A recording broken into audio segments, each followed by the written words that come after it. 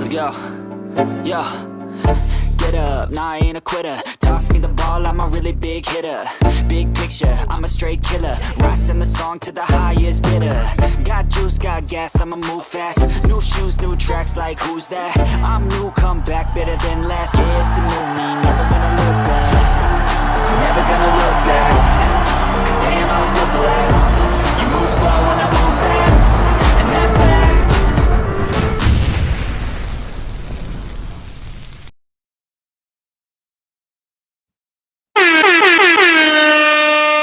What's good, Bears Nation? Welcome to Bears on Tracks by Chicago Sports Podcast. We're here live at high noon Central on YouTube, man, and X app also. I'm your host with the most, Brandon Trax Hyatt, and I'm fired up to dive into the hottest Chicago Bears news for the 2025 season with my co-host, the one and only Matt Cooper. Listen to that. Brother? Feel good, man. I'm glad I got the horns, man. You got the horns, man. Everybody loves the horns. And everybody loves man, a hell of an intro. Fired up. And everybody loves Big E. Coach Eric's in the building, man. How you doing, bud? Man, I'm doing good, man. Appreciate you inviting me to the show. And let's get ready. Let's get ready for football. Everybody wants a little undefeated in their life, man. And we got to be a part of that. We'll get into that in a little bit, but right now we want to get into this, man. Matt, Eric, are you ready to break down why this season's got us buzzing like Soldier Field on game day? Hell yeah, I'm ready. Man, I couldn't be more excited, man. A lot of upgrades to talk about, a lot of upgrades. Yeah, let's do it. So let's get right into it. Let's get into the field general himself, Caleb Williams, and studying Stafford, man. He's studying Matt Stafford, a game changer, man. I tell you what, Bears fans, hold on to your helmets because Sports Illustrated, Albert Breer just dropped a bombshell. Our QB1, Caleb Williams, is studying Rams QB Matthew Stafford tape under his head coach Ben Johnson to sharpen his technique and acumen and fundamentals, man. Caleb himself said in 2024, I don't think I can name two quarterbacks that play the position better than Matthew Stafford. That's huge praise coming from our number one overall pick, man, with Williams throwing for nearly 3,600 yards, 20 tutties, and just 6 picks in 2024, and now learning from a veteran like Stafford. Are we looking at a breakout year, Matt and Eric? Let's start off with you, Matt. Yeah, first off, I'm really happy to hear about Matthew. I'm a huge Matt Stafford fan, and there's a couple of things that I really like that Matt Stafford does when you watch his game is his downfield accuracy, his strength and accuracy throwing the ball downfield. And you saw that a lot last year. Yeah. Under pressure, I think he's very calm. Like every time I feel like he's under pressure, and I didn't think he even had the best offensive line last year with the Rams, but he always seems like very cool and calm. And his late game victory, I feel like he's one of those quarterbacks, man, where the Rams will be down by like a touchdown or so, and he got those late victory comebacks, and he's had quite a few of those, man. So, I mean, if there's anybody to compare up to, I think the Rams are going to be a very good team this year. I think as we talk about the Bears in the NFC, I think the Rams, for me, are going to be could potentially be one of the top 5 best teams. So to get those comparisons and say, hey, let's go watch film on this guy, on Matt Stafford, those characteristics, I think, are something that Caleb Williams can learn from, and I'm excited for that. Yeah, me too. I hope he left a little meat on the bone for Eric. Eric, what say you, man? Are you excited about this, learning from Matt Stafford? Yeah, I would say definitely. I mean, Matthew Stafford has been partnered up with some really good receivers, and I would even say that he's helping create like the next generation of a great receiver in Nakua. I mean, he's a good leader on the field, and he definitely sees the field well and knows how to get the ball down the field. I mean, Matthew Stafford is he definitely deserved his time in Los Angeles, where he finally got a championship under his belt after all those years struggling in Detroit. So, I mean, I'm excited too to see our young quarterback learn from somebody who's been there and done it all, who's been through the ups and the downs. Oh yeah, for sure, man. That's well put, fellas. So listen, Matt, What's your take on Ben Johnson molding Caleb into a Stafford-esque like QB? How's this going to elevate our offense in 2025? What do you see differently because of this, man? One thing I'd like to lead off and say, and then, I'll leave it to you fellas. I like what Matt does when he's holding on to the football, man.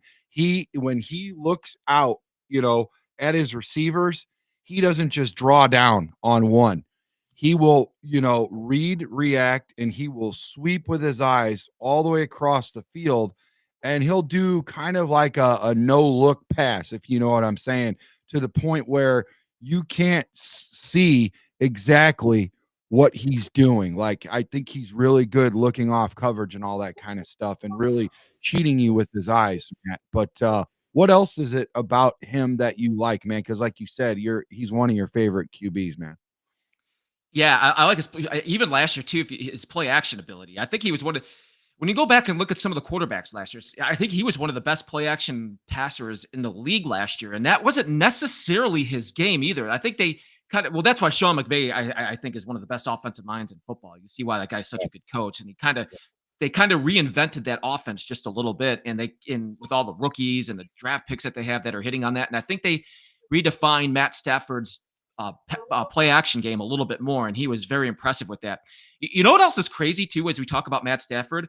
It was just about 2 months ago, all those trade rumors are happening with him. We were getting ready for the show. I was like, I feel like it was a lifetime ago, but they were all those rumors that they were going to trade him, like with the Giants, the Raiders, and finally, I think that somebody came to their senses. They're like, wait a minute, we can't trade this guy. This guy's still too good. He's still got a good, at least another year or two of production left. And you go back last year and look at that, and I think that's what gets me excited for Caleb Williams is if you watch that and to what you said too, Trax, about the calm and cool and how everything just looks so easy to him. And looking over his game film, I'm excited for that just alone. And hopefully that'll take it to another level. And hopefully you would think with a revamped offensive line too that we have this year, that'll certainly help. Yeah, absolutely, man. Good point about the offensive line. Good point. Everything you said about him and what makes the Rams so good. What say you, Eric? What has got you excited about all this, man? I mean, Stafford, how many years with Detroit? I mean, that's where I know him from. I mean, outside of their, Super Bowl run in LA. But I mean, like I said, during his time with the Lions, man, he still put up great numbers. I mean, he had how many 4,000-yard seasons, and he was throwing the ball effectively down the field. And as far as his play action game, I mean, the guy's been in the league for like 14 plus years, and I mean, he knows how to look off coverages, and he knows how to draw the defense up so that he can get the ball down the field. I mean, Matthew Stafford has been around for quite some time, and like you said, he's still putting up good numbers. I mean, as far as him being done, I don't think he's done yet. Like the other guy said, he's probably got maybe 1 or 2 more years left of good football play. Oh yeah, absolutely. And you know what's crazy about that whole trade, folks? It was like a win-win on both sides. You know what I mean? Both quarterbacks are doing really good. I think a lot of it has to do. It takes a village, right, to bring a guy up, to bring up your field general, to get him going. You can't just have one guy because after a while, and listen, I don't care if you're saying all the right things and whatever. Every once in a while you get a little tone deaf to one coach. You're gonna have to have others around you that speak up and speak out, say things, do things a little differently. You know, and I think that is important, and I see a lot of that with what we have, and I really like the way that Stafford was trained. There is actually a little bit of lapse, if you will. There's a little lapse of where actually they know each other. You know what I'm trying to say? In Ben Johnson and Stafford. So there's some of that too. But it's interesting that he picked him out of all the others. Is there any reason why? I mean, I know they're similar in size, 215, 220, something like that, 6', 6'1" ish to 6'2" ish, somewhere around there. But is there anything else that you guys see different? Is it the arm talent? Eric, what is it about it that you think that out of all these guys They're like, hey, let's pick Stafford, to pick from. You know what I mean? I don't know. I mean, to be honest, I really couldn't call that one. I mean, outside of him, being an incredible quarterback, maybe his consistency, because Caleb doesn't really want to be the guy running around the field all day, and he wants to have a great pocket presence. And Matthew Stafford has always been that guy. He's not really a guy that gets out there to scramble and get his yards. He's always been a guy that's been able to take what the defense gives and sometimes stretch the defense by throwing the ball downfield. And I feel like if Caleb's going to be that guy, then that's a good guy to learn from, right? Caleb doesn't want to use his legs. He doesn't want to be known for running the ball. He wants to be known for throwing touchdowns, and Matthew Stafford has thrown a bunch of them. Yeah, and you would think that you would go to a comp that they just had in the building in golf. You know what I mean? Like it was weird by proxy. Like I don't know. That's just where my mind went. I mean, obviously Caleb likes him. Obviously his mentor is the GOAT, right? Tom Brady, right? And he also likes the other guy we don't want to talk about, that I hope he's done. And if he's not, we'd like to finish him off if he plays in Pittsburgh. Okay. Uh but yeah, man, honest to God, it was just a little weird for me, guys. I don't know if you guys thought about that too. Like he didn't choose Matt, like he didn't choose Golf as a guy to look at. You know what I'm saying? Because Golf had a really good year with Ben. He's looking really good, and I think he's going to have a good year this year as well. Got a lot of talent, a lot of weapons, good offensive line. Hey, they were injured with like 17 guys. Like we forget all the time, like, oh, well, they are not as good, and blah, blah, blah. Listen, fellas, they didn't even have to reload. They didn't even have to go out and win the draft. They didn't even have to go do any trades or into any free agency in order to get better. They just got to get healthy. And then we don't even know what their team's really going to look like this year. You know what I'm saying? So I'm not trying to turn into a meatball Detroit Lion fan. I just call it like I see it. So, like I said, Matt, I don't understand that whole deal about why he didn't choose Golf. I mean, Well, to your point, if Detroit's healthy, they're the favorite in the division. I think they're the favorite in the division. If they're healthy and they stay healthy, I think they're going to be the team to beat. 15-2, and then the Vikings 14-3. Yeah, it's going to be hard. It's going to be a tough division. Matt Stafford's a leader. I think that's another thing. If you look at his qualities, he's a very good leader. I mean, think of all the players. I don't think I've ever heard one player say anything bad about that guy. Even when he got traded from Detroit, you heard nothing but all the players in the Detroit saying that how much of a good leader he was and what it took to lead a football team. I mean, he had. What was his head coach? Was his head coach Matt Patricia? Like his last couple of years? I mean, think of that for a second, man. Like that was his head coach. Oh, so I was so he goes. Let me ask you a question, Matt. What do you think? And Eric, too, weigh on this, please. Who do you think is more vocal between the two, Golf or Stafford? Would you say? What do you think, Eric? Question. Eric, I don't know, man. You're a pretty good vocal coach for sure. Well, I don't know, I'm pondering. I mean, I definitely seen Matt play with a lot of intensity, and he's definitely shouting orders every once in a while. So, but I mean, to see Jared Goff come in and then do what he did with Detroit, like he basically leveled them up, and that's a great question, because I mean, to see what Goff has done while he's been with the Lions is pretty great accomplishment. I mean, the Lions were kind of a bust team, right? And now they're like a top contender. So, I mean, that's definitely a hard call. So listen, and it's weird too, because for a while, and not that it went away, but the buzz got a little bit less buzzier with the Rams. Like the Rams were it, dude. McVay was it. Not saying he's not saying the Rams or whatever, but I would say that the Lions, they've gradually went above where you know what I'm saying, guys? Like if you have like a pole position, I feel like the Lions have the edge, and not like the Rams are like way far behind or anything like that, but it's just interesting how quickly something like this can happen, right? So I mean, there's something to look at too. And if you have the proper leadership, if you have the proper players, you said it best yesterday, all of the parents, Oh, the undefeated. Thank you so much, No, no, no. The players, the kids made it easy for your coaches, and the parents are like, no, you guys made it easy for the kids. So there's both sides to it. You know what I'm saying? I think you have to have both because you can't have nothing to coach, and you can't have no coach for the players. Otherwise, it's just a free for all, right, Eric?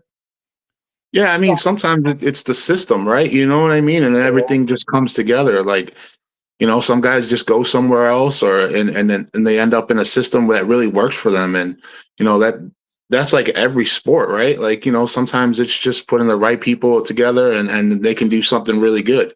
And I like that with what golf's been able to do, and I like that with our kids on soccer, right? So like, I Oh, couldn't complain. oh, they're great, man. I look forward to seeing you. I hope I can catch a game with you coaching football too. This guy's fired up, man. He reminds me of like a Buddy Ryan and all those old time. You gotta watch Ryan action, Coop, if you're out here, man. It's awesome. I would love to. Yeah, it was cool, man. I was like actually not well, obviously first and foremost because my kid's on the team, but like to see that side of it too. And Gio's great. AC, our co-host, he just chimed in right now, man. He's on Mondays, dude. Mongo Mondays, Monster Mondays. AC says Stafford can do that off script stuff so well, just like Caleb. I think that is something to look at too, Matt. Wouldn't you agree?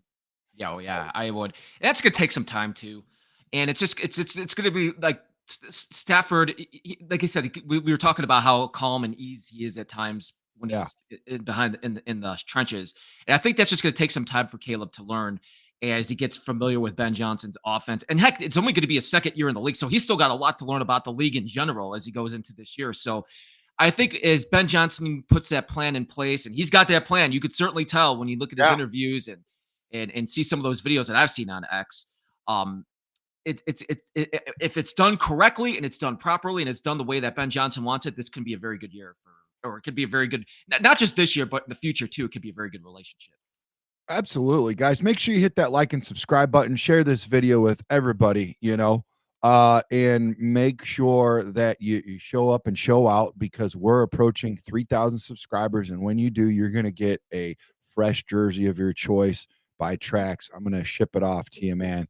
And you're going to be looking really good out in them streets, man.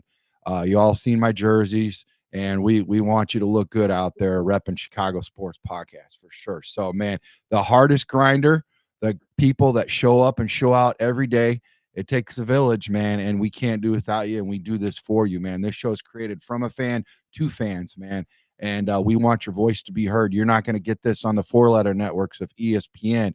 You're not going to get this on CHSN, even the three-letter networks, ABC, NBC, CBS. You're going to get this right here on Chicago Sports Podcast, and it starts with you. So getting back into this, getting back on tracks, man.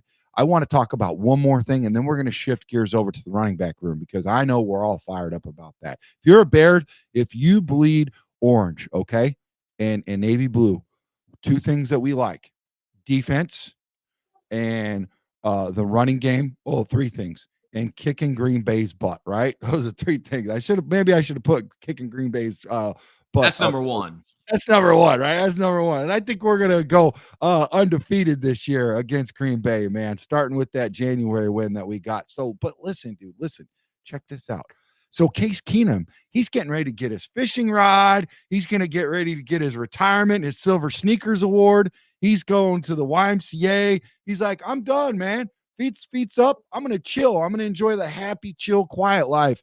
And Ben's like, hey man, come on, let's go to work. We got to get this guy Caleb rolling. They met, dude. Whatever he said, Case is like, bro, I'm here. I'm all in. Talk a little bit about that, why that's important and what that's like, because you guys already saw last year. That was not good, bros. That was not good at all. I'm really glad that Case Keenum, he's a solid vet. He's pretty smart. I like what he can do. Obviously not a Stafford, but it takes a village. We just talked about that a little bit. Talk about how that's going to help us out, Matt and Eric. Let's start with you, Eric. How do you think this will help out? What do you call it? Caleb Williams, bro. Well, first of all, we got another like with sophomore backup for Caleb. I mean, I liked the Taysom Badgett, and it's definitely a plus to have somebody in that QB room that's been in the league for some years, right? Somebody that knows what's going on, somebody that's seen the game, for a few years. That's definitely played well at times, and I think he's definitely somebody that could enter that mentorship role for Caleb. And you definitely need that. You want young quarterback to have somebody to help them, learn how to study film, learn how to look at defenses, to learn everything to climb that ladder to success. And I think he's definitely a good piece to the puzzle here because I like what we're putting together. Yeah, I do too. How about you, Matt? You like what he's got going? Well, let's be honest here. They brought Case Keenum to be the backup quarterback. I mean, that's how I see it. I think Tyson Bagent's going to have a really hard time trying to be the second tier quarterback. I think they're bringing that guy in for a reason, man. So I was just trying to think. I was looking earlier too. I was like, how many teams has Case Keenum played for? And I looked. I think I counted 8. I think it was like 8 different. He's been around forever. He's been around since like 2011, like 2012 or something. It's been a while, man. So he's got a lot of experience. He's played for a lot of different minds, a lot of different coaches in this league. Dude's seen it all. And I feel like one of those type of guys to have in your room, and he's been a good, solid backup quarterback. Was he ever a good starter? No, but I feel like he's one of those smart quarterbacks, man, that does a lot of things right and that can get you in, especially with a young rookie quarterback like himself. All that experience that Case Keenum has had in the NFL, like I just said, with all the teams that he's played for and all those different coaches, can help a guy like Caleb Williams. And I think it's a good thing to have a veteran guy like, it's funny. I was just reading something about this Friday when I was, not to get off track with the White Sox, but I was reading about Mike Talkman and what all the different experience he's brought into a young team and all the young players going up to him and asking him, because the White Sox have a lot of young guys on their team right now, and how important it was to have that veteran presence in their clubhouse. And I thought that was interesting. And the same thing could be relayed here for a guy like Caleb Williams to have that veteran presence with the backup quarterback and get all that learning that he can have. And any question he has can go right to a guy like that's experienced that. Not only that, but there's definitely so you have 3, listening to our co-hosts, Bears Jim Miller and Pat Kerwin on XM Radio channel 88, NFL Network. When they're on there, they're breaking down every positional group. When they're breaking down the QBs, they talk about 3 type of QBs you have to have on each team, right? So you have to have a starter, you got to have a backup that's a veteran that's gonna play a couple games like you were just talking about with Case Keenum, Matt.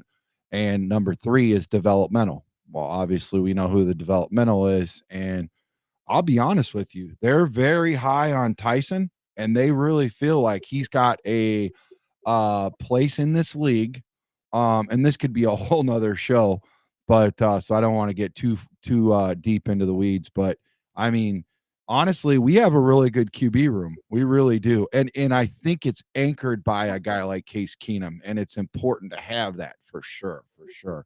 And I really feel like everybody knows where we're at with it too. There's no like slight, because forever, especially Eric, the whole deal about the Bears, the best starter for the QB room, the Bears is always the guy that's on the bench. It's never the guy that's out on the field. You know what I mean? So I think we got it right for one, boys. But man, I love everybody in the chat showing up and showing out.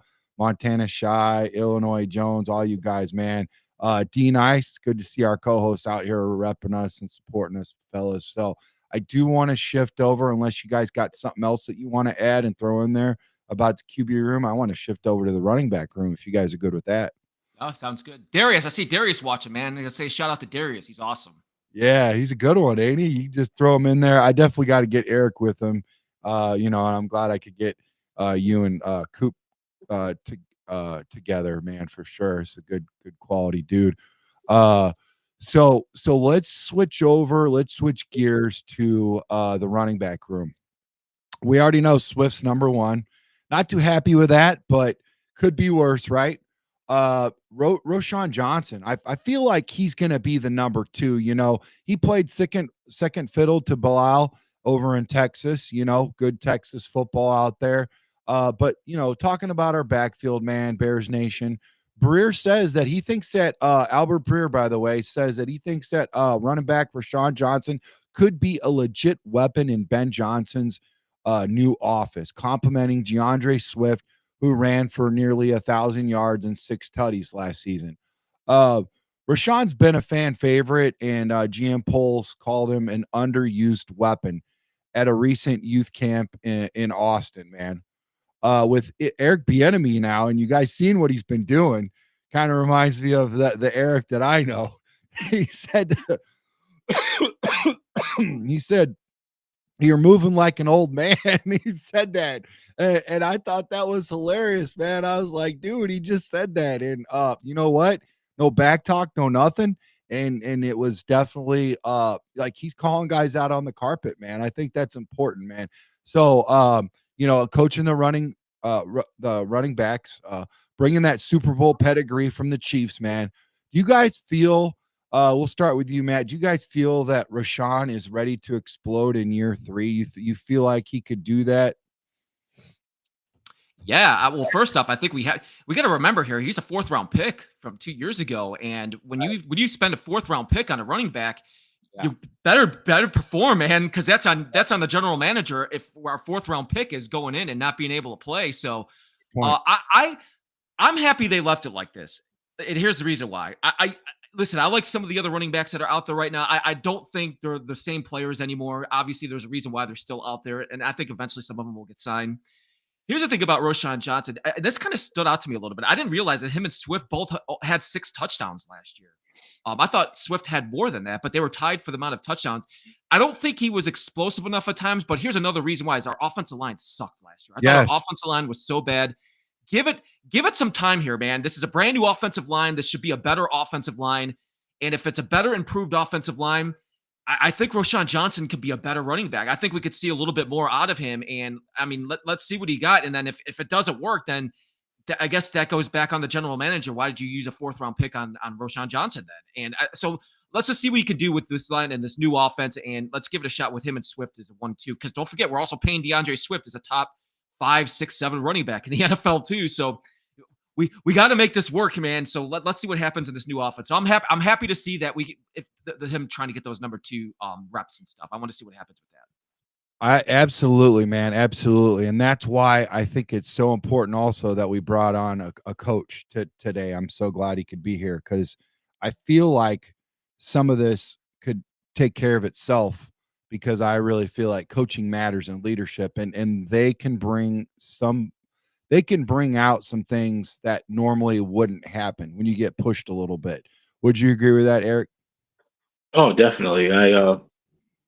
I gotta be honest. I'm a little bit biased because I'm a big Roschon fan. I I like the kid. I like how he runs the ball. He's one of those guys that he's nasty. He's not afraid of contact. He'll try to run through it, and you can't sometimes coach that. I mean, you see a lot of running backs sometimes looking to get away from any kind of hits or whatever. But I mean, he'll take it on, and he'll try to get you those tough yards. And I really like that about this kid. And I feel like the more touches he gets, you know what I mean, the more he'll get going. So I've always wanted to see him get his opportunity out there. I mean, don't get me wrong, Swift is really shifty, but you could always use a guy that's going to run somebody over. And I like Roschon for that job title, right? Yeah, and you guys remember his first play? It was awesome. Speaking about the Packers earlier, he blew up that defender. I forgot who it was. First play, I mean, just plowed him over. And I'm a little apprehensive because the double concussion thing. And we've had Doug Plank on here, and he's like 2 concussions, but because by this time everybody's had something by now. And so as long as he doesn't lead with his head and he's smart about it, I think he'll be all right. He's definitely going to play a little bit different, but I still think he could play with like what Eric was talking about with that power, intensity. And I also do think too, like what Matt was saying earlier, with the proper blocking and the proper coaching, because like we're just running plays to run plays. Like, oh, let's run the ball. Okay, well, and it's like, really?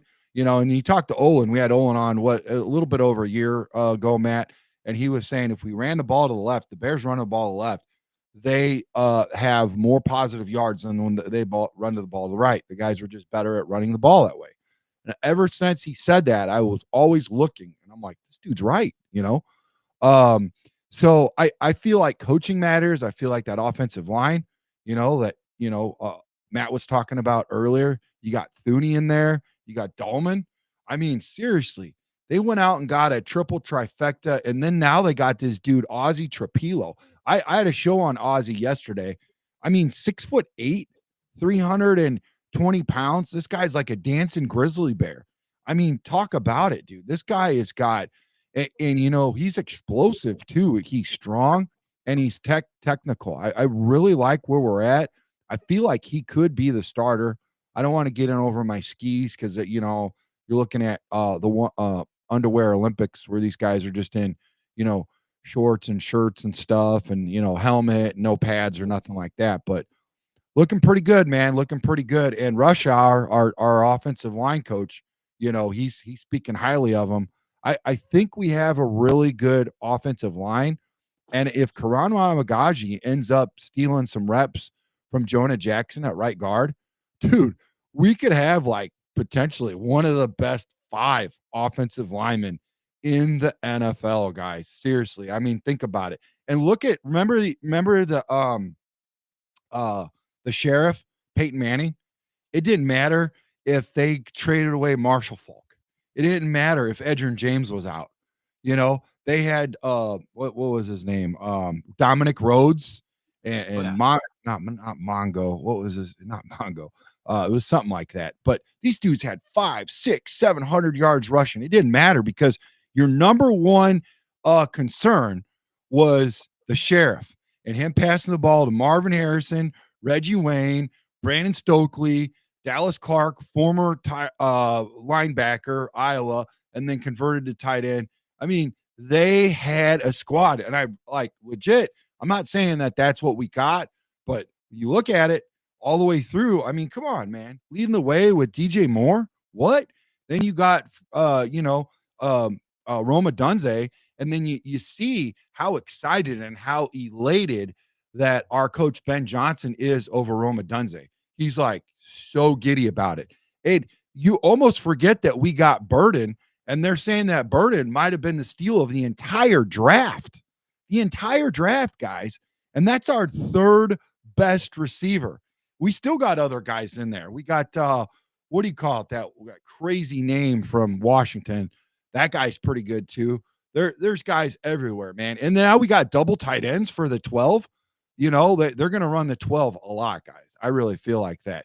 And listening to back in the day about the way that they handled the 12, you put 12 out there, see what the defense gives you. You got a linebacker running over over the top of our tight end. Now that tight end, motions out to receiver. You got a mismatch, fellas. There's a lot of good things that could happen with what we got, boys. And, people were talking about how Cole Kmet was going to get traded and all this. No, dude. There's plenty of room in the building for both tight ends. I'm excited about it. Circling back to the point of all I'm saying is I could see our running back room look a lot better than what everybody's giving him credit for because of our pass. And you still got to worry about Caleb. You never had to worry about Peyton. I don't care if he ran a naked bootleg. You did not have to worry about that man taking off and getting a first down, okay? You didn't have to worry about that. Caleb, watch out because he will make you eat, So, I mean, how do you guys feel about that option, that possibility? And I think to Matt's point too, that sets up the play action, right? That should set up the play action. There'd be a lot of good looks, man. How do you feel about that, Matt? Yeah, and that's what we were talking about Matt Stafford and his play action last year. That's going to be key for the Bears this year too, and how they set that offense up. And are they going to be used double tight end, which Ben Johnson likes to use his double tight ends, and the blocking as he could bring some. You know who I think it's going to be also a big year for is Darnell Wright on our offensive line too, because I feel like there are times I see that guy, he's a nasty good player, and then there are other times he struck. Like the end of last year, that like he had a couple of bad games at the end of the last year. So I think with the help of some of these new some of these new faces on the line this year. Yeah. I think that's going to help, especially for our running game. I really think that's going to be the key is how this offensive line gels. And are they going to be using those two tight ends, and they're going to be helping out with some of the blocking schemes? And if we can get Roschon Johnson going, I think that's just going to be so key to this year's offense. Hey, Coach E, tell us about how important it is to, Piggy. You talk about what he said, but I had this thought in mind, and I had to break rank real quick. Talk about how important it is as a coach to keep guys fresh. I see you do it all the time, where you're bringing them in and out, in and out. You could read what the player's going through.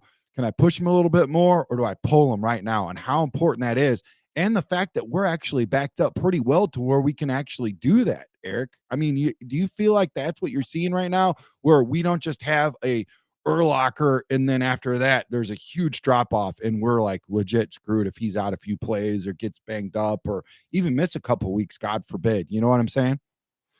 I mean, it's really rough to like put the load on one guy's back, right? Like that's not a good thing ever, right? So I mean, having that next man up, like which is the Bears, like one of their biggest things, that next man up mentality, and having the next guy like be able to play at a high level and be very talented, that's like a blessing, right? And I like he was saying, like our wide receiver room, our tight ends, like we're stacked up. Like we're good to go. Like having a fresh look for O-line. I mean, like everybody was ripping our O-line last year, so they went and revamped it. You can't complain about that. Man, getting guys out there that, all right, you see them getting run down a little bit, and you go to the next option, and the next option is great. You can't beat that, right? You want to see the next guy be better, and I feel like there's a lot of talent out there for the next man up option to be, the next guy to carry the load. And that's what you want. You want more guys out there that can handle, tough situations and help push the team forward. I really like what we've done in the offseason. And I mean, that's like Bears talk, right? Well, look what we've done in this is our year, but I'm never going to not say that, because I'm really optimistic about this year. I think we've made so many changes, and there's so many guys that are ready to step up and take this team to the next level. I love that too, because if you look at the running backs, you look at the tight end, or not so much the running backs. I shouldn't have let off of that. Oh gosh. No, the receiving room and the tight end room. Those two rooms right there. And honestly, I could see any one of those top three receivers being a day one starter. Honestly, I could even see Burden right in the ship if you had to. But the fact that we got all three, and look at our tight end room, man. Even that kid, I have a tough time with his name, but you look at him as far as inline blocking and everything from Miami. I like him. He's a legit number 2 tight end, but now he's number 3. And some tight end rooms, Eric, you look at them in their third tight end, they might as well be on the practice squad, but not this guy. This guy could easily fill in for a little bit, but we legit have a really good tight end room, and rightfully so. We needed to. We had to get in lockstep with Green Bay and the Vikings, obviously, and the Lions. The whole NFC North has a great tight end room.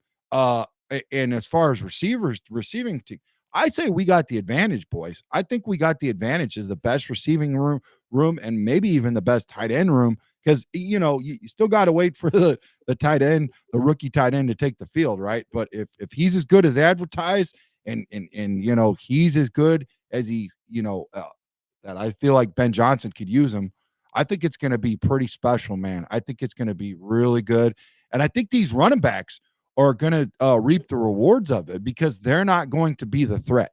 The threat is going to be the receivers and the tight ends, and these running backs will cook, and that's going to keep them fresh.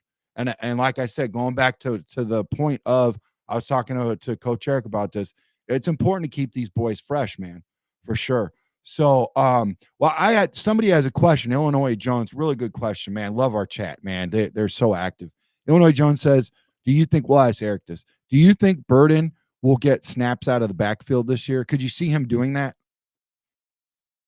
I mean, I guess it depends on how fast he learns the system, right? You know what I mean? Because it's a brand new system, and how well he gels into it, right?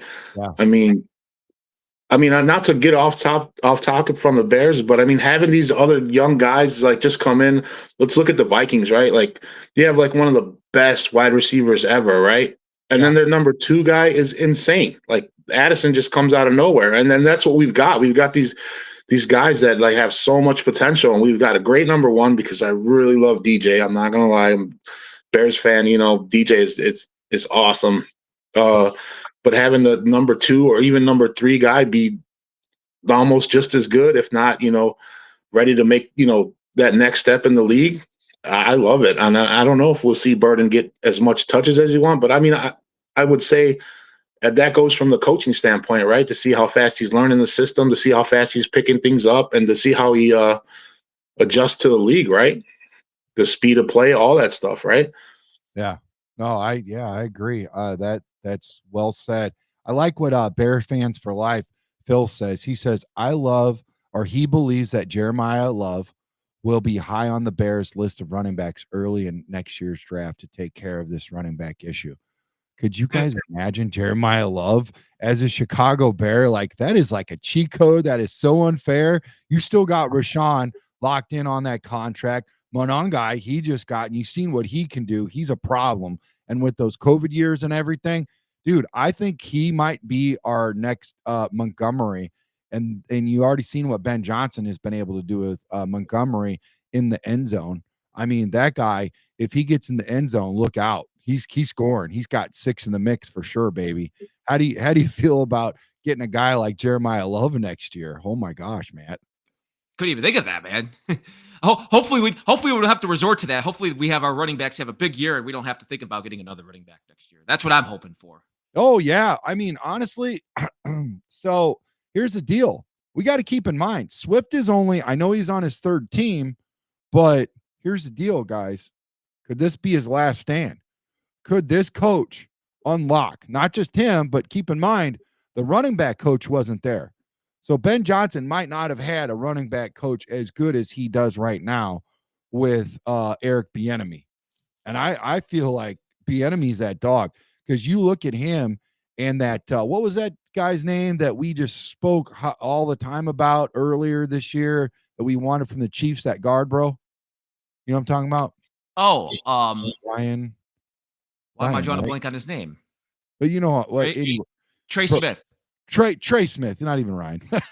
Yeah. So Trey Smith, dude, that guy, he gave all the credit in the world to a running backs coach. So you know what that tells me? Eric is just not interested in, talking to his positional running backs. He's out there, and guess what else? Patrick Mahomes gave him credit also. So you're out there spending time with the quarterback. You're out there spending time with the running backs. You're out there spending time with the offensive line. And I don't even know if it stops there, boys, but this is a type of coaching that you guys have. These guys care. They're not just like, nope, that's my job. That's all I'm going to do. I'm just, got my blinders on. I'm just going to take care of the position that I'm at. And I don't think it's like a heavy-handed thing too. I think it's genuine, and I think they really want to help everybody out. And bro, don't even get me started about Antoine Randall. Oh my, that is freaking fantastic. I wish I knew a little bit more about these, except for I'm not going to lie, Dennis Allen, we all know about him, as good as advertised, right? I wish I knew more about these other defensive assistant coaches and all those positional coaches, except for Al Harris.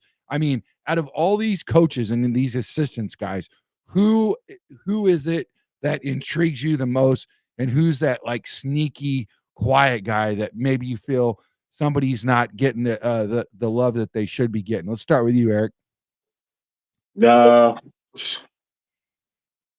Let's start with the other guy. Okay. I'm not too big on coaches. I'm not gonna lie. I mean, I know I'm a coach or whatever, but I mean, I don't know everybody's history right now. I know we've had a lot of shuffling around, so let's touch on somebody else's opinion with that one, because I don't want to give any misinformation. No, you're good. Hey, and we appreciate that for sure, man. What say you, Matt? How do you feel? You know what? I'm interested in Dennis Allen this year because the guy was a head coach the last couple of years, and Right. It didn't go very well. I mean, let's face it, as a head coach, it did not go very well for him in New Orleans. Not saying he was in the best situation either. Once Sean Payton left there, they were kind of in a mess to begin with. But I feel like with him going back to his roots, because sometimes I think all of us in life all know what our strengths are, depending whatever job it is or whatever you do for a living. I think a lot of us know what our strengths are and what we're best at. And in the NFL, you see this happen all the time when coaches go and They try to be a head coach and it doesn't work. And like, all right, let's go back to what we're the best at. I want to see what Dennis Allen does as defensive coordinator now. I want to see what he does with those pieces that we have in place, because our defense wasn't very good last year. It just wasn't. It was a bad defense. We had some players that I thought underperformed. I think a couple of upgrades are going to help, but we got a lot of the same players back, though, too. A lot of the same players are coming back this year. So I want to see what Dennis Allen can do, putting his scheme in, how he schemes some of these players. Does he scheme some of these players to make them a little bit better than what they are? And what does he do to make this defense take that next level? That's what I'm going to be. That is, to me, next to the whole Ben Johnson, Caleb Williams, that to me is going to be the biggest story for me right after that. You know, it's crazy that you say that, because like, even though we have all these amazing toys, these brand new toys under the Christmas tree to play with on the offensive side, it's still in our Bears DNA blood to get back to the defense, right? You can't run away from your DNA, boys. We love defense as Chicago Bear fans. We love the running game. We just heard Coach Eric talk about how he's excited about Roschon. I'm sure he's got some other interest at running back also. But man, you're right. You're right, Coop.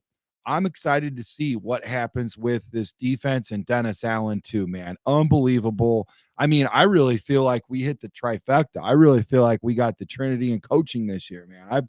We're very blessed. We're very lucky. And the good thing is we don't have a bunch of rookie coaches. It's like a really good blend of like young and older and somewhere in the middle. You know what I mean? It's good. It's good. I like that. I think it's important. I think you got to have that. And to your point, like the Matt Eberflus year, when he came in and there was all coaches coaching all like positions for the first time, a first-time offensive coordinator, first-time defensive. Yeah. We don't have. We have a legit defensive coordinator now that has called defenses for years. Like we don't have any of that crap anymore. You know what I mean? That's why I'm excited about that. Yeah. You were going to say something, Eric? No, I just think that was a great point, right? Like the defense is something we definitely want to look at, and having a fresh coordinator out there, that's big for us. Like, man, the Bears football is defensive football, right? Like, I mean, we're firing on all cylinders for the most part. We're competitive as far as the defense. Our secondary, I think, is great. Our linebacker room is great. I mean, I would like to see some more help up front, you know. I mean, but as far as you know, sometimes the scheming and the defensive play calling, that's everything, right? Like, you know, just putting your guys in the right spots to be successful. I'm excited too to see, you know, how this coordinator is gonna work out. I mean, Bears football is defensive football. I mean, we're the monsters of the midway, right? So, yes, sir. I agree, man. I will say this. You know, and with that too, I mean, you can really tear down the clock, right, boys? Defense goes 3 and out. Now, listen, last year, you already know, we had a couple shows about it. Didn't need to tell you. You already knew. Defense was out on the field 40 minutes for the game on average. 40 minutes per game. That only leaves 20 minutes for the offense. Well, punt formation, field goals, so it's probably even less. You know what I'm saying? So ridiculous, guys. That is, you're getting beat up. You're only out there. You're out there 2/3 of the game is what you're out there. 2/3 of the game. So Matt, how do you see Roschon fitting into this revamped offense? Can he and Swift create a dynamic duo like Johnson had in Detroit with Gibbs and Montgomery? Do you think that that's possible, and they can complement, the defense can help complement them? Because that is also a way, somebody has to hand the ball off to the running back, right? But that is a good way, unless we run Wildcat or something crazy. But listen, I'm just saying, like, that's another way to help Caleb in his confidence, because he doesn't feel like he's got to put that cape on all the time. You know what I'm saying? To help him and get his head on straight and just help him out. You know what I'm trying to say? Do you feel like a guy like Roschon, if used well and gets to that next level of what he could be? You know what I'm saying? Yeah. Do I think they're going to be as good as Gibbs and Montgomery? No. I mean, that's a very high bar. Like that combination, I think, is the best in the league. So when healthy, I should say, because the Montgomery goes through injuries sometimes, but he's healthy, man. That 1-2 punch is the best I've seen in a long time.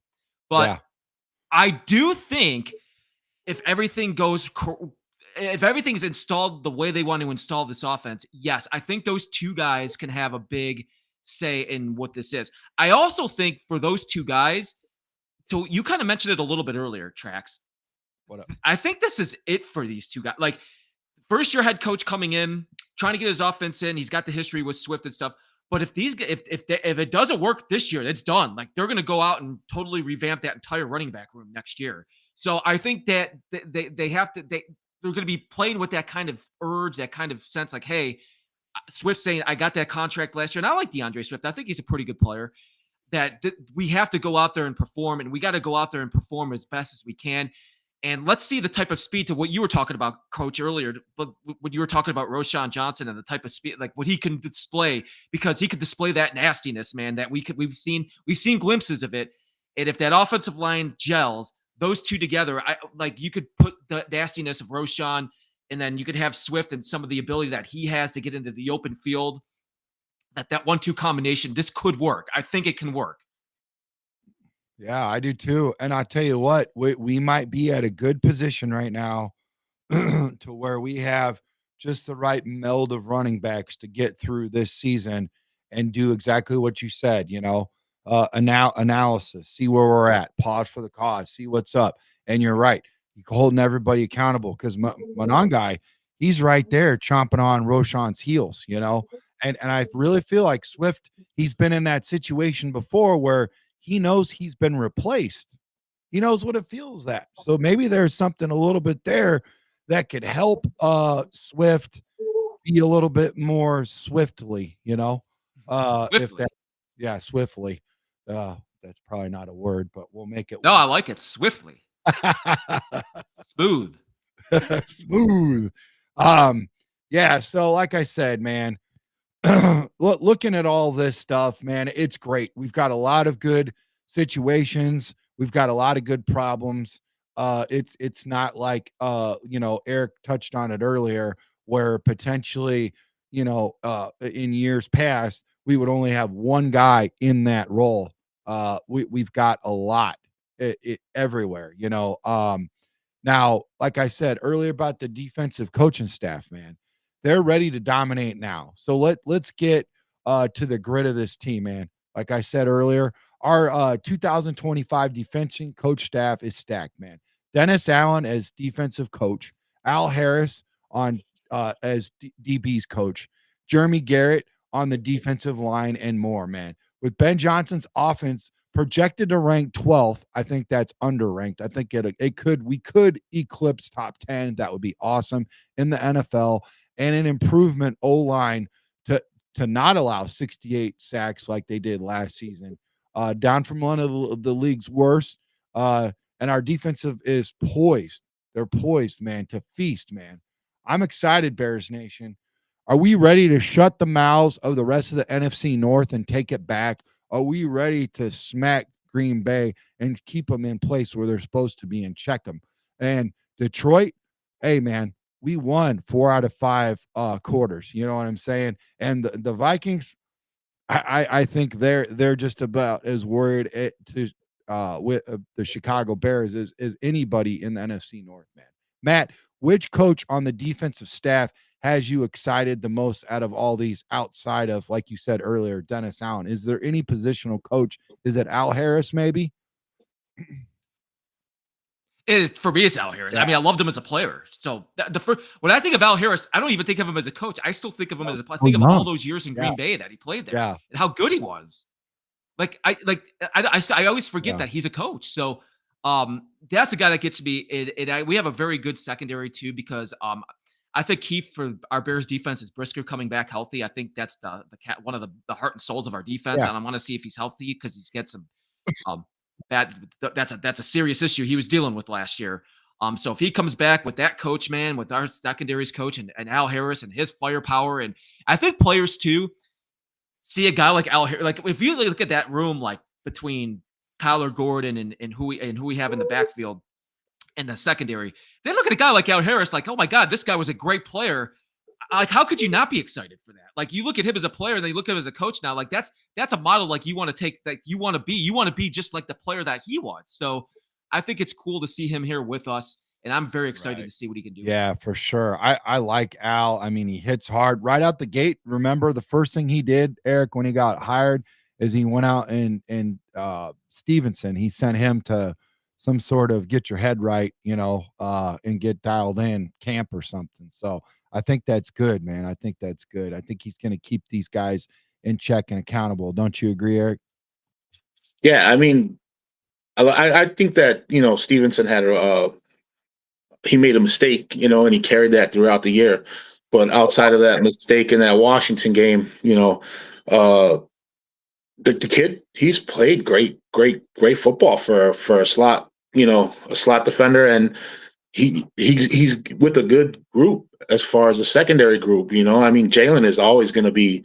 I mean, he's the number one guy. I don't care, man. You see this guy lock down to Justin Jefferson. He goes out there and he locks down some of these number one wide receivers that are out there. And I mean, I really don't see no one doing it better. That secondary it's nice. It's nice, and they're still young. They're still growing. They're still learning the game. They're still, and they succeed. That's another thing too. If they could stay healthy, their defense is it's good. Like I feel like, with like I was speaking on earlier, help up front, pressure on that quarterback. That secondary would be mean. I think their turnover rates would go up. It would go up. I mean, because you can only hold a guy, locked down for so long before something happens, and us not getting pressure is definitely creating, options. I mean, for these other teams to move the ball down the field. No, but I like. Go ahead. No. I like it. I like our defense. I like the secondary. Like that's my favorite part of it. And then with Stevenson gets his head together.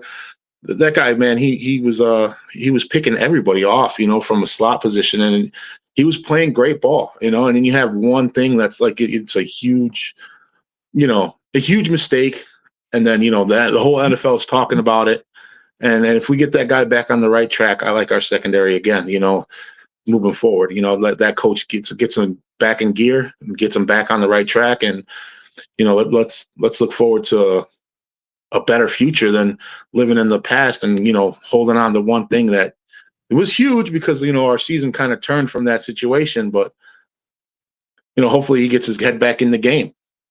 Yeah, absolutely. And I tell you another thing that I like Dennis Allen likes to do. He likes to take pressure from his front four, right?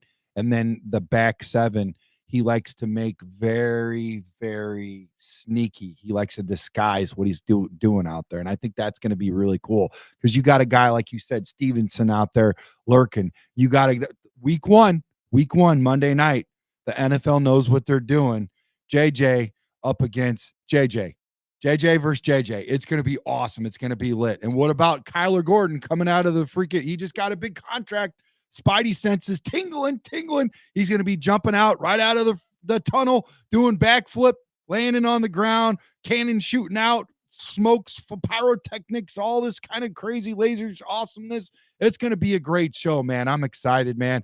I know you guys are excited about Kyler Gordon. That's another guy, man. If you said, like Eric said it best, if that we can get pressure off the front four, that defensive line, oh my gosh, could you imagine how much easier it's going to be? I mean, listen, we always talk about the offensive line taking pressure off the quarterback and taking pressure off the running back and the receivers, everybody. Same side. You guys already know it's one in the trenches. Defensive line gets better, the linebackers are going to look better. They've been beating our linebackers up. I'm telling you right now, you go look at our linebackers, they're a lot better. They just couldn't do what they were able and supposed to do because we didn't have a defensive line that's ready. I think it's going to be a lot better this year, and everybody's going to look better this year. Wouldn't you agree with that, Eric? Yeah, I hope so. I definitely hope so. I mean, Montez is a good leader up front, and man, I like what you're saying about those linebackers. They're having to step up because we're not getting that push or we're not holding our ground. And I would like to see Saborn break out this year. I mean, I think that guy got a lot of promise. You know what I'm saying? I mean, I like all of our linebackers, but I want to see the defense take that next step, towards shutting teams down, towards being that, Bears defense that we want to love in Chicago.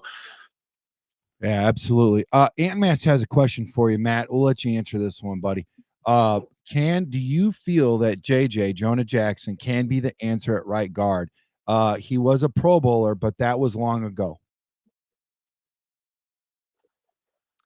It's a good question. I think it's going to help him that he's reunited with somebody he's familiar with and a system that he's familiar with. And Ben Johnson, for some reason, it just did not go his way last year. And sometimes that can happen when you go to a new system. Sometimes when you leave something that you're very comfortable in and comfortable with for a long time, and you go somewhere else and it just doesn't work out for that particular reason. So I think it's going to be interesting. He's somebody I'm going to be watching this year because I asked that's to his point. I'm wondering the same thing. I'm wondering if he's going to go back to his old self a couple of years ago, or are we going to kind of a mixture of what he was last year and did his skills maybe diminish just a little bit? It's going to be an interesting question, and they're not taking a big flyer on him either. I mean, I don't think they're really owed a lot of money with him to begin with, but I think with the help with the people around him on the offensive line, it's going to help. But I also think that's where you're talking about Amagaji a little bit earlier. I think that's going to be eventually this. They're going to be playing him in guard. I wonder if they're going to be putting him in a lot of the guard reps. In this for that simple question, if Jackson does not work out, we would get this guy rolling as a guard, and he could be that fill-in type of player, and maybe that's the guy that going forward that could be our guard. So I think it's going to be to his point. I think it's going to be interesting to see what does happen. Absolutely, man. Absolutely, I agree, man. I tell you what, I'm excited as ever for 2025, man. The hype is real. So, and the prime time is coming. So get ready, guys. But hold up, Bears fans. The schedule's out. We've been talking about it a little bit here. We got Eric in the building, and he is a season ticket holder. So we got some questions, and we're getting at least 3 primetime games, Eric, under Ben Johnson, starting with a Monday night football clash against the Vikings, man. Analysts like Colin Coward are boasting their prediction to 10 wins after seeing Caleb's viral throws to Roma Dunze. With the new additions like all-pro guard Joe Thuney and a beefed-up O-line, are we headed for a playoff run? Eric, how do you feel about it, bud? That's going to be tough, right? I mean, I would like to say yes, right? Because the Bears fan in me wants to say yes, but I mean, realistically, we're in the toughest division, right? The toughest division, I think, in the NFL. Like, all of our competitors are definitely playoff contenders. The Packers are contenders. The Lions, obviously, one of the top teams, and then the Vikings a step behind them. Like, yeah, I want to say, yeah, we're going to make a playoff run, and I mean, optimistically, we win the division, but realistically, hopefully, a wild card spot, right? I think the Bears are poised to take that next step. I mean, we didn't see too bad of a play. We hung in there with like some of the best teams last year. We were like 1-score games with a lot of the teams in our division. And then to be in that spotlight, that's a lot of pressure, right? You're going to have all those primetime games. It sounds like a lot of times of me calling off on Tuesday. Well, I tell you what, Matt, what's the ceiling for the Bears in 2025? Are we taking the division title or even a deep playoff push? We got the schedule up here right now, and take a look at this. All the home games are in the red, and all the away games are in the gray. So let's start off with Mac and go clockwise over to Eric and then to me. We'll start off with the Vikings week 1. How do you feel about that one, Matt? I think a win. I'm going to say a win on that one. I think that's going to be tough for a rookie core. JJ to come back and win away on a Monday Night Football. Although I'm not going to put anything past the Vikings. Kevin O'Connell seems to put magic behind this quarterbacks. So, but I think that's a win for that one. Yeah.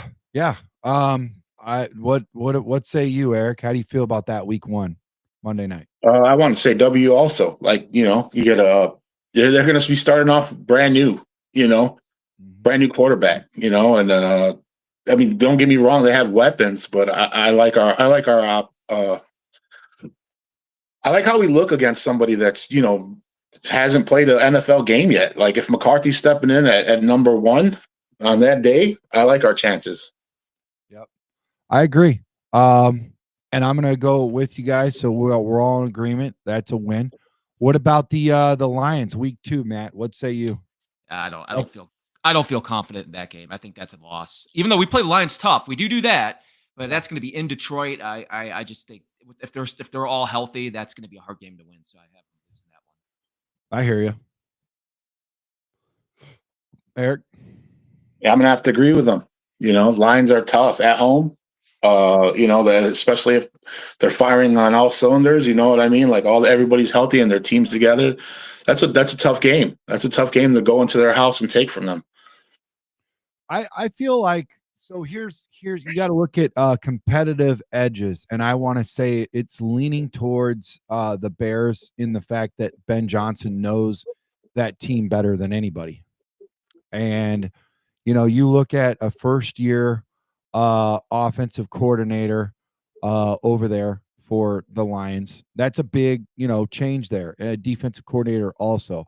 I do think that this team's going to look a little bit different when we play them last game of the season, week 18, at home, in our home in Chicago. But I feel like we could get this one. So I'm going to go against you guys, unfortunately. Sorry about that. And I look at that as a win also. So right now we got 1-1 and then 2-0 for me. What about the Cowboys? And that's at home. We're going to be playing them at home also. How do you feel about that one, Matt? Boy, they're an interesting team to be this year. I think we could win that game. I think we're talent-wise just as good as they are. I'm going to say a win because it's a home game. I think they're going to still be in transition on a lot of stuff, but I'll say a win for that. Okay. Eric? I'm going to agree with him again. See, there you go. Like Dallas is definitely beatable, right? Like they just drop games sometimes. I don't think that they're back on the right track yet. I mean, they're probably gonna have all their starters healthy again, but I think that's a very winnable game for us. I mean, Dallas hasn't been what people think they are for a few years now. I mean, they play some great games, but I think the Bears could take them. Yeah. Yeah, I agree. I think this one is going to be easier win than the first two for sure. So this third one, obviously, I just said what I think we're going to do, as well as week 4 with the Raiders. So with me, I'll take off first with this one. I think we're going to go 4-0 coming into the bye, guys. But what say you about this Raiders one, Matt? Is it just me, or I think the Raiders could be a sneaky good team this year? I with the coaching change and a quarterback that can actually play. Is that your love for Luke Getsy and not knowing who they're what's going on there? Is it because of Luke Getsy? Is that why he wasn't very good? Their whole coaching staff wasn't very good. I'm just kidding, bro. I'm just kidding. Yeah. But I think they could be. I'm going to say a win. I think this is tougher than I first thought, though. When I look at the Raiders team, because they actually had a pretty good defense last year. They kept their defensive coordinator too. And I think they upgraded on their offense. So I'll say a win, but I think that's going to be a tough one. Yeah. Yeah. Oh, you think the Raiders game is going to be tough, huh? Yeah, I do. I think it's going to – I think the Raiders are better. I think they're going to be a better team this year. Wow. I see out of all these games, I'm not going to lie to you, Matt. This is where I have to strongly disagree with you because if you looked at the what do they call that? The rank poll or something where you go like 18 – confidence pool. If there was a game, I would put the Raiders as number 1, easiest game, and I don't even think it's close. I think we're gonna just smoke them. I would put them in confidence as 18 for that, and then probably the Cowboys would be 17. You're wrong. I'm right. Doesn't matter. Just kidding. No. I'm just kidding. I'm just kidding. I'm just kidding. So what say you, Eric? How do you feel about the Raiders game? I'm gonna agree with you. Like, I think the Raiders are like in rebuild mode. I mean, I don't think they're strong like yet. Like they still have to see what they're gonna get from Genty, and I think this is the same thing as you. Like a win for the Bears, definitely a W in the column for the Bears. Now, I do feel this way. We're going into the bye, and then then week 6, last year, the hardest game to play for anybody in the NFL coming off the bye. It seemed like everybody darn near lost. But this is a revenge game. There's a lot. This was the downward spiral. This was the collapse. of our team last year. Tyreek Stevenson gets the game ball for this one. He gets the monkey off his back. This is his revenge game. This is where Caleb shows up and shows out and shows everybody that looks better. Good call, Eric. To what do you call it? That he belongs on the same field as Jaden Daniels, and that the Bears made the right call in hiring, in drafting him. And I feel like Ben Johnson is going to make sure that happen. I know I'm going to sound like a meatball, but as I usually do, but I really feel like we could beat Washington, and we are going to go against that. I really feel like we could beat them away in Washington also, by the way, guys. I feel like though they could potentially sleep on us, man. I really do. I think we're going to get a win there. We'll be 5-0. Matt, about you? I don't know, man. I think that's going to be another tough guy. I think Washington's going to be very good this year. Do I think they can win? Yes, I do think they can go in there, but I'm going to take Washington. It's away. I'm going to take Washington in this one. I think Washington upgraded their team for better. They got better on the offensive line. They got Samuel that I think is going to help them. I just think they got great coaching too. I think it's going to be a tough game, but I'm going to take Washington in that week. Yeah, their top receivers holding out, and that doesn't really excite me because right now these are all voluntary. Guys that are getting $20 million a year or whatever, they, a couple 100,000. Can they deal with that? Sure, but not for long. I think that, if you're really trying to hold out in whatever, at some point they're going to have to take the field. So, but that is a little bit of something there that could be a distraction. But I want to know what Eric feels about this game, man. How do you feel about this Washington game, bro?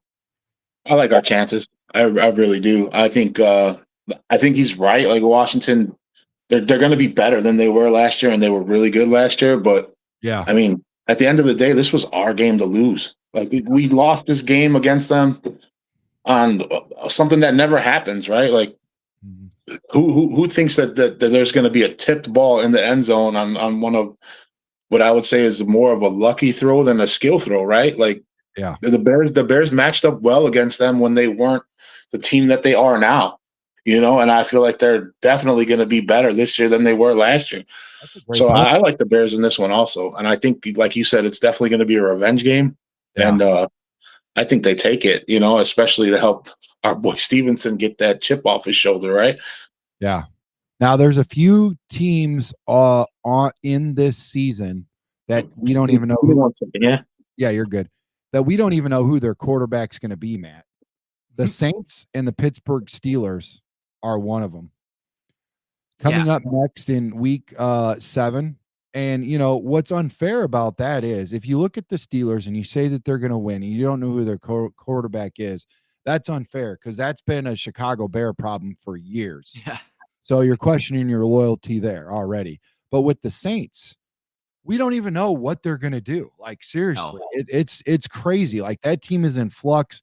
To me, like I said, when you look at strength of schedule, you look at that, I think that's one of the weaker teams, the easier teams to beat. Confidence pool, they'd be right up there with the Cowboys and the Raiders as far as winnable games. How do you feel about this game against the Saints, bro? Oh, they're going to win that game. I got that as a win. You're right. I think that kid from Louisville might be the quarterback for the Saints. I'm not really sure, but I look at their roster and compared to our roster. Yeah, and the new head coach, I just they're going to have a tough time. I'm just going to say Bears going to roll. I think they're going to roll them in that game.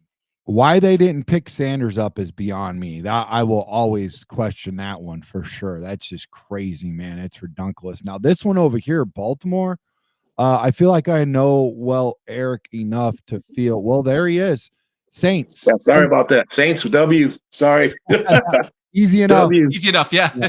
Easy enough. But next, Baltimore Ravens. Now, out of the whole confidence pool, if I'm ranking, to me, this is the hardest game on the schedule, boys. Hardest game on the schedule.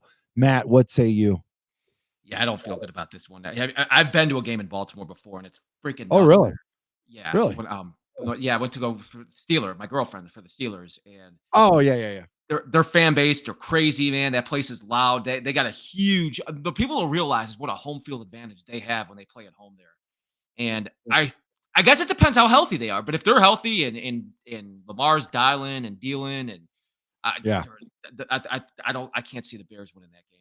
I think Baltimore could be one of the better teams in the AFC this year. Eric, what about you? Yeah, that's a tough one. I don't know. I mean, this is an elite team, right? Like, it's definitely one of the best teams in the league. I don't know, that'd be kind of hard to steal that one. I'm going to say the Bears probably lose this one. Yeah, me too. This is our first loss of the season, so 6-1, not too bad. Bengals. This is an interesting game. This is one of the interesting games that I am teetered in either direction. Honest to God's truth. They put a lot of money into the offense. I feel like that they are going to have issues down the road. I'm not sure if it's going to be this year, but honestly, they got to get that defensive end locked down, man. That is a big problem. I don't know what's going to happen with him, but he wants and deserves a lot of money. What say you, Coop? How do you feel on the road away against the Cincinnati Bengals? Man, my old hometown is Cincinnati. Old hometown.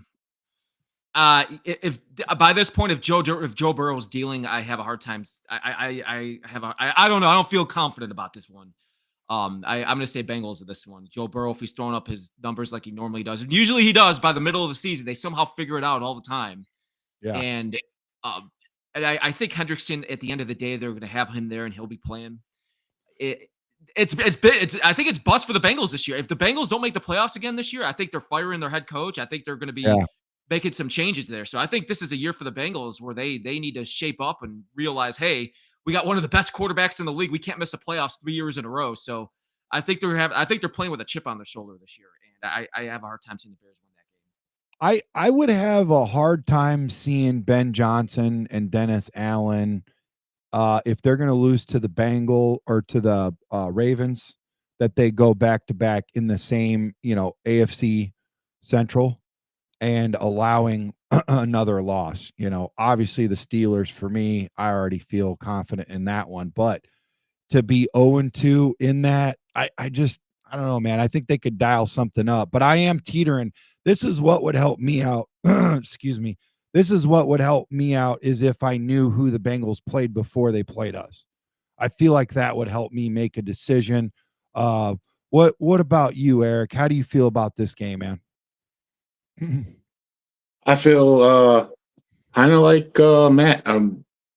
This is a rough one for us again. Like, if that offensive firing on all cylinders, they have like the true number one wide receiver. I mean, and the QB wide receiver connection in Cincinnati is insane. And then the help, like, I mean, their offense is pretty much unstoppable. And the only thing that could say about the Bengals is what they scored 40 points almost every game last year just to lose by 41, to another team, just edging them out. Like, I mean, they put up great numbers. I mean, I love Jamar Chase. My kid loves Jamar Chase, and this guy's really unstoppable.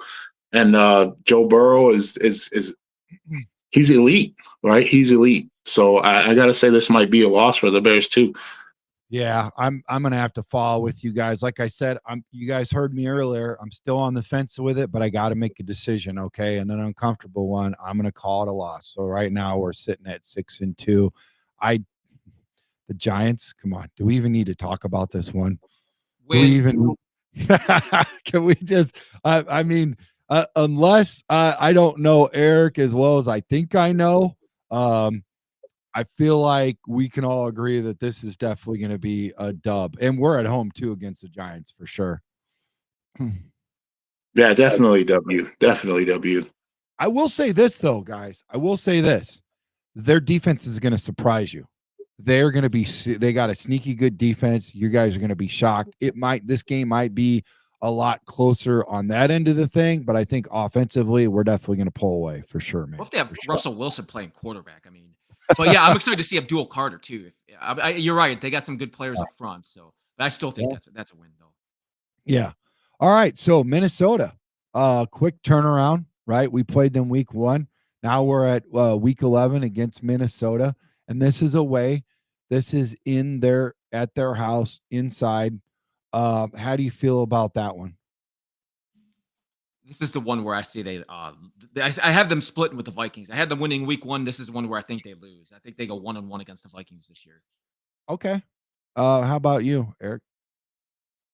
I think at this point in the season, it's going to boil down to who's healthy, right? Like, you got a few games under your belt, and this is usually the time of the year where you have injuries, and if the Bears are healthy,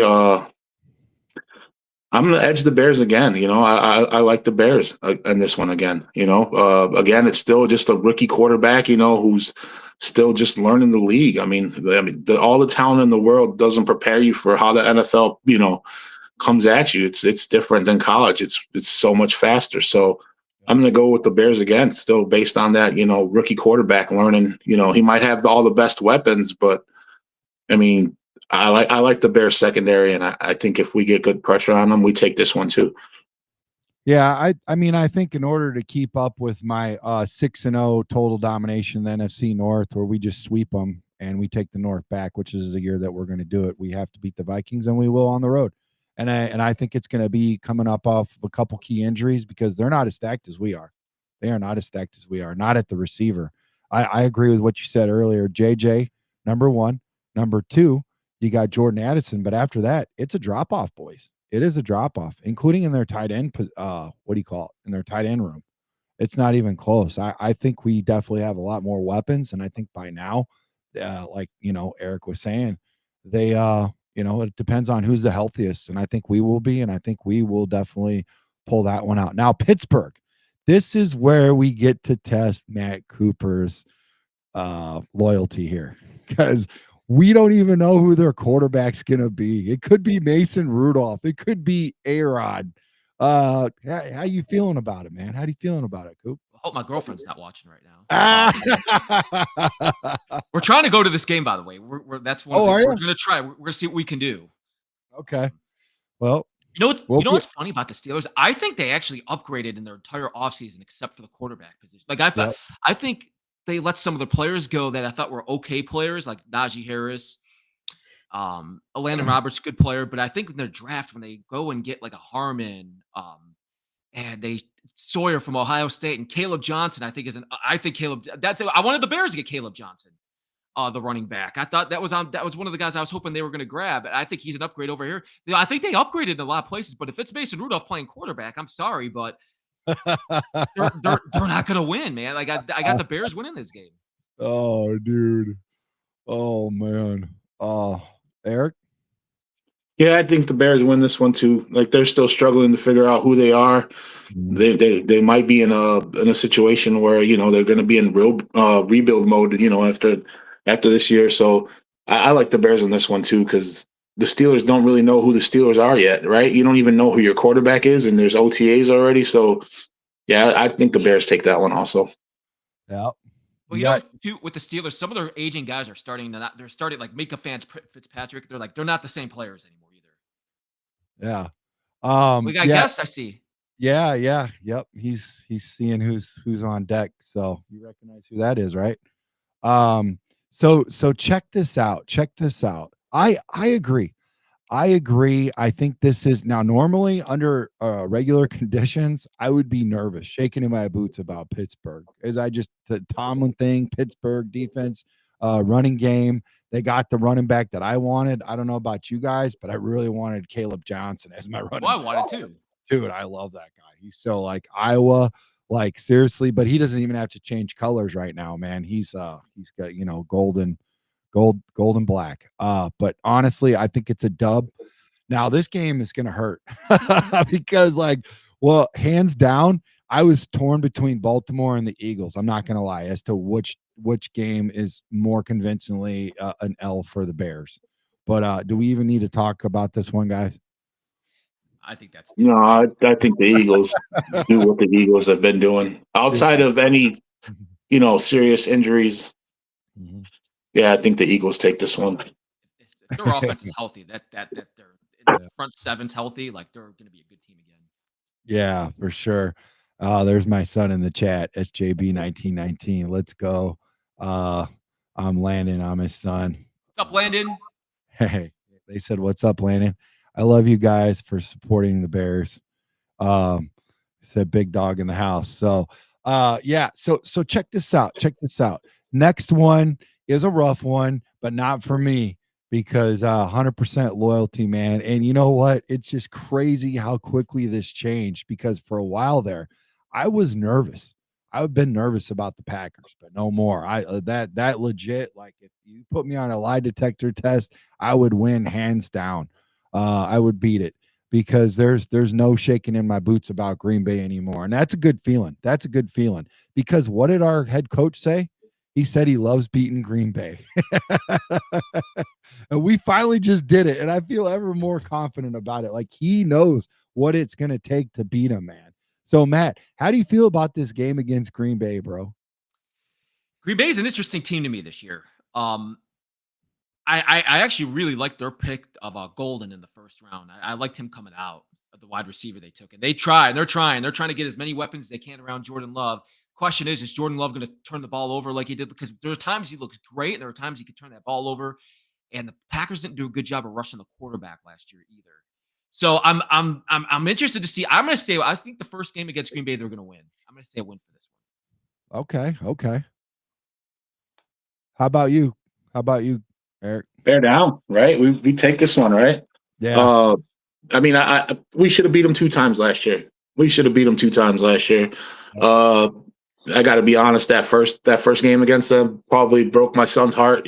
Broke Eric's heart, man. Because we were sitting in that stands, and he's like, "We're gonna win," because he knows the game, and he's like, "We're gonna win." And I mean, how many times do you see somebody block a kick? We should have beat them 2 times last year. So I say they win this one easy. Not easy, but I mean, at least by one score, if not more. Yeah, I agree, man. Now the next game is a whole lot easier. I feel like do we even need to talk about the Browns? God, they're going to be awful. I think they're a 5-win team this year. I see. Here's my deal, guys. I feel like we're gonna go. Let's see. What did I say earlier? I gotta do the math here. Not my strong point. But so Baltimore, we lost. Bengals. I think I agreed with you on that one, right, guys? Yeah, I agreed. So we're gonna go 2-2. Yeah. I feel like this is an easy dub right here for sure. Who's playing quarterback by that point? Gabriel? Yeah. Should it be Shador by that point? Flacco? That's a better question, guys. You guys think Shador will be starting by week 15? Is it possible? I mean, he's still a rookie. We still rattle him. I think we're still going to win regardless. I think for their sake, if it's Shador, if Flacco or Kenny Pickett's playing by that point, then they have a quarterback problem going to another draft. Yeah. I agree. How about you, Coach Eric? Yeah, easy win for the Bears. I mean, I like Flacco. Don't get me wrong; that guy's just hanging in there, right? He just puts up some phenomenal play, and he's kind of a clutch quarterback. But like he said, I don't think he's still playing by the end of the year, unless that team's doing good, and I don't see them doing good. So I definitely say easy W for the Bears there. Yeah. Okay, now here's another one. I wouldn't say this is testing your loyalty, but it is interesting here because, like I said earlier, here's the deal: we're playing at home, guys. We got to defend the house against Green Bay. I mean, this is huge at this point. This is important. It's getting real chippy between the coaches, between the head coach of the Packers and what do you call it? Ben Johnson. I mean, this is good. I like this. This is really good. How do you guys feel about this game at home against Green Bay? Until they sweep the Packers, I have to say a loss. I still think it's going to be a split because they just haven't done it in so long. I picked the first one away because I think I had a good feeling. I just feel like there's going to be one of those games the Bears are going to have this year where we think they're going to win, but it's going to be a lot. That's the game I'm going to pick where you feel like they're going to win, but at the end of the day, they still had some issues and they couldn't get it done. So I'm going to say a loss for that. Yeah. Yep. Okay. Well, I mean, I could see that. I don't agree, but I appreciate that for sure. What about you, Eric? How do you feel about it? Bears win. But Yeah. like the said in there, like Bears 150, Green Bay 2. Hey, if anything, we do it for him, right? Yeah, rest in peace, man. Rest in peace. Yes. Everybody this year. My gosh. Um, here's the next game against the Niners. This one is sneaky, sneaky. I mean, confidence. I'm about 50% on this because it depends on what San Francisco team shows up. They've been taking a lot of hits. They've had to get, offload some players. Can they still healthy? They still got a really good head coach. What say you guys about this one? I'm half in and half out, man. I Go ahead. I say for some reason we never play well out there. That's a away game. Yeah, it's a away game. We can never play. I don't care. I always feel so confident. I felt confident last year that we were going to go in there and win, and we lost. And I just for some reason that place is a horror place for the Bears. They just something always goes. You know what's interesting about San Francisco? Something to keep an eye on for them this year is they brought Robert Saleh to the defensive coordinator. It's kind of reminding me like the Dennis Allen thing, where he went and tried to be a head coach and didn't make it, but he's a damn good defensive coordinator. I think that's going to help that team a lot. Gotcha. So I don't know, man. I don't know what kind of San Francisco team's going to have this year, but for some reason we just don't play well out there. I can't say win on that one. Right. Yeah, for sure. Well, what about you, Eric? Yeah, that's a difficult call, right? Like if they're healthy and they're firing all cylinders and they're getting back into form, Yeah. San Francisco wins. But if they're, playing like San Francisco played last year, then the Bears have a good chance. That like you said, it's a 50-50 on this one. It just depends on who shows up that day, right? Like which San Francisco shows up. Is it the San Francisco that you've seen, years prior, where they're moving the ball down the field and they got a healthy team, or if their guys are injured like they have been getting injured, and if then the Bears I think take it. But this is a hard one to call. So I would say healthy San Francisco wins, but if they do have some substantial losses like they always do, then the Bears might take it. Yeah. Mm-hmm. Yeah. I agree. I'm half in, half out on this one. I just got to throw an L out there just so I don't sound like a super meatball. And because the last game of the season, I'll lead off with this one. Week 18, it's going to come down to whether we make it to the playoffs or not. And at home against Detroit, we get the dub. We get the dub, man. We're going to close it out. We're going to close out right high. We're going to get into the playoffs. And I don't know if it's going to be a wild card or if it's going to be, leading the NFC North and taking it back. But at that point, it don't really matter because once you get into the playoffs, everybody's 0-0, right? So where are you at with it, Coop? How you feeling about the last game of the season, bud? I say a win. I think that, and who knows what by week 18 if Detroit or who's resting if they're won the division by that point too. But either way, even if it's not that type of situation, I think the Bears can win that game. I'm gonna say a win. Right. Well, what about you, Eric? How do you feel? Yeah, like the Bears there too. Like you said, I gave Detroit the first one, but at home, Ben Johnson knowing the Detroit Lions the way he does, I think the Bears take that last game, and they make that wild card push, or they're either in there. But I definitely give them the W on that last home game. Yeah, for sure, man, for sure. I'll tell you what. Here's the deal, man. When it comes down to it, we got a call to action, guys. Let's get loud, Bears Nation, man. Let's get loud, Bears Nation. We're just getting started. If you hate the Packers and you do, smash that like button. Drop your thoughts in the comments below and join us live on YouTube, on XApp, Facebook, wherever you guys find us, wherever you follow us, man. Let's keep that big energy rolling. Matt, final thoughts on why the Bears fans should be hyped for the 2025 season, and then we'll finish it up with Eric, Coach Eric. I think it's the quarterback, man. I know it's the head coach. A lot of it's attention to Ben Johnson, and rightfully so because he's bringing in. But we've been here before with these head coaches, man, where we've been excited, and every 3 years we go to another one. But I have a feeling this is going to be a little bit different. But as far as Caleb Williams goes, I think I've seen enough from him last. Listen, he's got to be a bit better, but I think I've seen enough from him last year. I'm like, where I was like with the wow moments, where I'm like, wow, this could be a special player, and hopefully he could take us to the next direction. And I think that should give us hope right there that we can have this franchise quarterback. Eric? I think the rebuild is now. Like this is it, like we're putting the rest of the pieces in there, and I think the Bears they're building and they're headed in the right direction. I love the energy that Ben Johnson brings to this team. Like he said, I love the way that Caleb was extending plays and making some of those spectacular plays downfield. I think it's definitely going to be a good season for the Chicago Bears, and they definitely make that playoff push this year. So I just want to say bear down, and I like how things are looking, and the rebuild is now. It's over. We have the pieces that we need. That offensive line has been addressed. All these things have been addressed. Coaching, we got all this young talent, and it's time to push them in the right direction.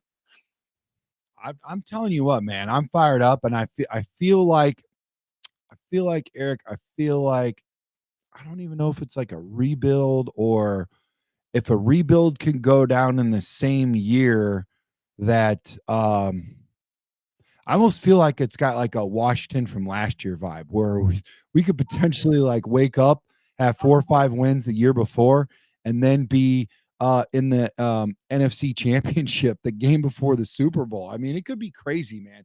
But that's it for Bears on Tracks, man. Follow us more for on X for more updates, man. And let's ride this train into the playoffs, guys.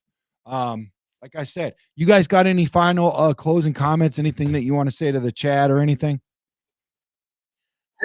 I just want to say thanks to everybody watching, everybody in the chat too. I saw all the familiar names in there, some new ones I've never seen before. So every time I come on here and do a show and able to do a show, and I love doing it so much, but to everybody that watches and its comments and everything, so just thank you so much. Eric? Yeah, I just want to say thanks for the time. Thanks for the invite. I appreciate you. I also want to give a shout out to Chelsea, Highland Chelsea soccer team. Undefeated. Undefeated. Soccer team. Woo! Right. Yeah. And I said hello. And, but man, I'm excited. Looking forward to football this year, like real football, not football. I'll tell Landon you said hello for sure, Coach. Man, it was awesome. It was a pleasure. Hopefully you can come back on and do this again. We got to do the whole soccer wrap here shortly. We talked about that, but man, I look forward to you having a good season, Coach. And thanks for everything that you do, Coop. It's always been a pleasure. Thank you for carving out some time for me and for the show, man. Love everything that you do. Thank you to everybody out there. We had over 1,000 in the building, man. It was crazy. X app coming out, Facebook, even YouTube's numbers were pretty good. Facebook, where you at, man? You guys are letting me down, man. Come on, get back up there. Get your numbers back up there. But like I said, we're almost approaching that 3,000 point, and somebody is going to win a jersey of their choice. Who could it be? And then we're not going to stop there. No, 4,000. Get your jersey. 5,000. Another jersey. 6,000. All the way up, man. Let's grow. Let's keep this thing going, man. So from my family to yours, from Chicago Sports Podcast, guys, enjoy your day. Win the day. Enjoy your family, friends. Get out there, get on the grill, do what you got to do. Have a good Sunday, guys. Chi-Town up and bear down. Bear down. Later, guys.